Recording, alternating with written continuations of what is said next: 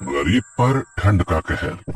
रामू एक बहुत गरीब मजदूर था, जिसके घर में उसकी पत्नी मधु और बेटी रानी रहा करती थी।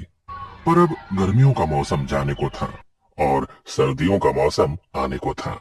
लेकिन रामू टूटी फूटी झोपड़ी में रहता था, जिसकी खिड़की से हवा आती थी और छत से भी। एक दिन रामू की पत्नी मधु रामू से कहती है कि सुनिए जी, ठंड आने वाली है और ठंड में घर के अंदर बहुत हवा आती है, तो आपको घर की मरम्मत करवानी चाहिए।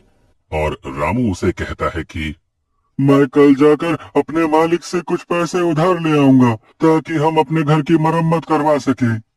यूं ही एक दिन बीत जाता है और अगली सुबह रामू अपनी मजदूरी के काम पर जाता है, और वो जिसके पास काम कर रहा था उस मालिक से कहता है कि साहब जी, अगले महीने से ठंड आ रही है और मेरे घर की छत टूटी हुई है, जिससे कि घर में हवा आती है। और अगर मैंने जल्दी उसे ठीक नहीं करवाया ना, तो ठंड में बहुत दिक्कत हो जाएगी। रामू की बात सुन मालिक कहता है, अरे तो उसमें मैं क्या करूं? रामू कहता है, मालिक, आप थोड़े पैसे उधार दे देते तो मैं अपने घर की मरम्मत करवा लेता। मालिक कहता है कि अरे, अभी तो तूने उतना काम भी नहीं किया है जो मैं तुझे उधार दे सकूं। अभी मेरे पास पैसे नहीं है। रामू कहता है, मालिक ऐसा मत करो, आप मुझे कुछ पैसे उधार दे दो। मेरी एक छोटी बच्ची है, मैं और मेरी पत्नी तो ठंड सह लेंगे, पर मेरी बेटी नहीं सह पाएगी। रामू की लाख मिन्नतें करने पर भी उसे पैसे नहीं देता है, और बेचारा रामू उदास शाम को घर लौट आता है। रामू के घर आते ही उसकी पत्नी मधु उससे पूछती है कि क्या आप मालिक से पैसे लाए? तो रामू उसे बताता है कि मालिक ने पैसे देने से मना कर दिया है। जिसके बाद मधु भी अब परेशान हो जाती है। दोनों ही इस बात को लेकर काफी परेशान हो गए थे कि अब सर्दियों में उनका गुजारा कैसे होगा।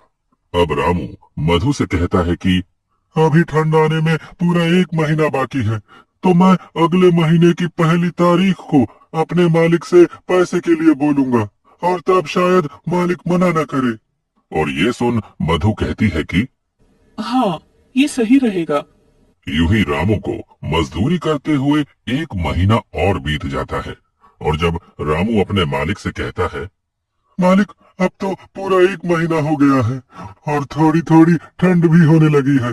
अरे अब तो आप मुझे मेरी मजदूरी के पैसे दे दो, ताकि मैं उन पैसों से अपने घर की मरम्मत करवा लूं। रामू के इस बार पैसा मांगने पर भी मालिक फिर से कोई नया बहाना कर देता है और कहता है कि अभी मेरे पास सिर्फ ये 500 रुपए है, इससे ज्यादा नहीं है। 500 रुपए देखकर रामू कहता है कि मालिक, मैंने तो इस महीने एक भी छुट्टी नहीं की, उस हिसाब से तो मेरे ज्यादा पैसे बनते हैं। लेकिन मालिक उसे अपनी बातों में फंसा देता है और रामू के ज्यादा बहस करने पर उसे काम से धक्के मारकर निकाल देता है। रामू कम पैसे मिलने और काम से निकाले जाने के बाद बहुत परेशान हो जाता है। उसे समझ नहीं आता कि आगे वो क्या करे। यूं ही सोचते सोचते वो अपने घर पहुंच जाता है, जिसे यूं निराश देख मधु कहती है, क्या हुआ? आप पैसे नहीं लाए क्या? रामू मधु को बताता है कि अरे इस बार भी मालिक ने पूरे पैसे नहीं दिए, और तो और मुझे काम से भी निकाल दिया है। ये बात सुनकर मधु चिंता में पड़ जाती है और कहती है कि अब घर कैसे चलेगा और ठंड में हमारा क्या होगा? रामू कहता है, तुम चिंता मत करो, मैं कहीं काम ढूंढता हूँ। इतना कहकर वो उन पैसों से घर में राशन भरवाता है, और अब उसके पास पैसे खत्म हो गए थे। कुछ दिनों तक रामू यहाँ वहाँ काम की तलाश में भटकता है, पर उसे कहीं काम नहीं मिलता। वहीं दूसरी ओर अब ठंड भी धीरे धीरे बढ़ने लगी थी, और रात के समय रामू के घर में ठंडी हवा खिड़की और छत से आनी शुरू हो गई थी। ठंडी हवा की वजह से अब रामू, उसकी पत्नी और उसकी बेटी पूरी रात ठंड में कांपते रहे। उनके पास एक ही कंबल था, अब उसमें भी ठंड नहीं रुकती थी। एक रात बहुत ठंड पड़ रही थी और तेज ठंडी हवाएं चल रही थी, जिसकी वजह से रामू की बेटी रानी को तेज बुखार हो जाता है। और मधु रामू से कहती है, देखिए जी, रानी को बहुत तेज बुखार हो रहा है। वो पूरी तरह दब रही है। रामू कहता है कि अरे मेरे पास तो एक पैसा तक नहीं है, हम रानी को डॉक्टर के पास कैसे लेकर जाएंगे। मधु कहती है कुछ तो करना होगा, वरना रानी की तबीयत रात में और बिगड़ जाएगी। देखिए ना, कुछ तो कीजिए। वो रोने लगती है। दूसरी ओर रानी ठंड से कांप रही थी। रामू को कुछ समझ नहीं आ रहा था कि अब वो क्या करे। अब रामू रानी को अपनी गोद में उठाता है और हॉस्पिटल की ओर निकल जाता है। मधु भी उसके पीछे पीछे चल पड़ती है। बहुत दूर तक पैदल चलते चलते दोनों थक जाते हैं और रामू रानी को लेकर एक पेड़ के पास बैठ जाता है और रोने लगता है।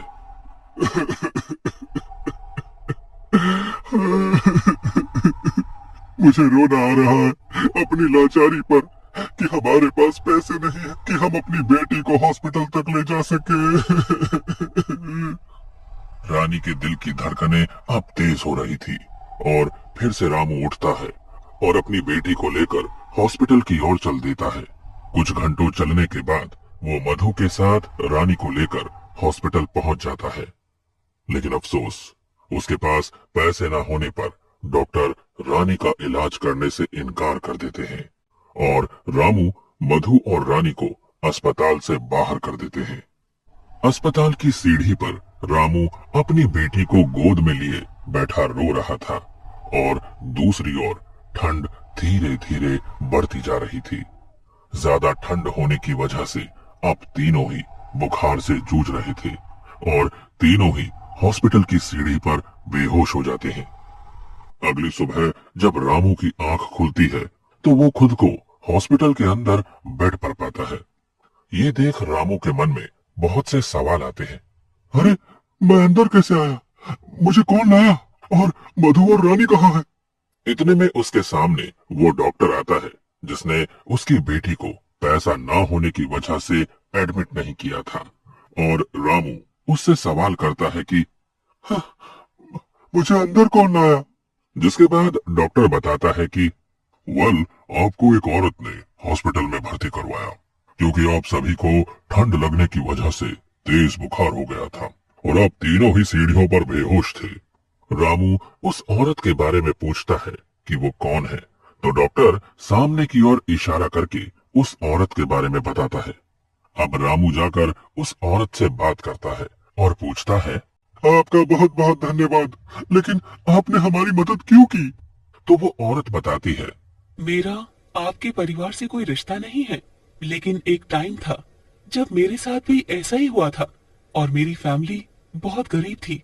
मैं भी किसी सड़क किनारे ठंड से जूझ रही थी और किसी नेक दिल इंसान ने इसी तरह हमारी मदद की थी। तब से आज तक वो औरत गरीबों की मदद करती है। ये सुनकर रामू उसे धन्यवाद कहता है और फिर रामू अपनी बेटी से मिलता है और अपनी पत्नी से भी। अब रामू से वो औरत पूछती है कि आखिर आपके साथ ऐसा क्या हुआ था जो सब इतनी देर रात तक हॉस्पिटल के बाहर बैठे थे। तो रामू उसे सारी बात बताता है, जिसके बाद वो औरत रामू और उसके परिवार की मदद करती है और रामू का घर भी बिल्कुल ठीक करवा देती है। अब रामू को गरीबी और ठंड दोनों से छुटकारा मिल जाता है।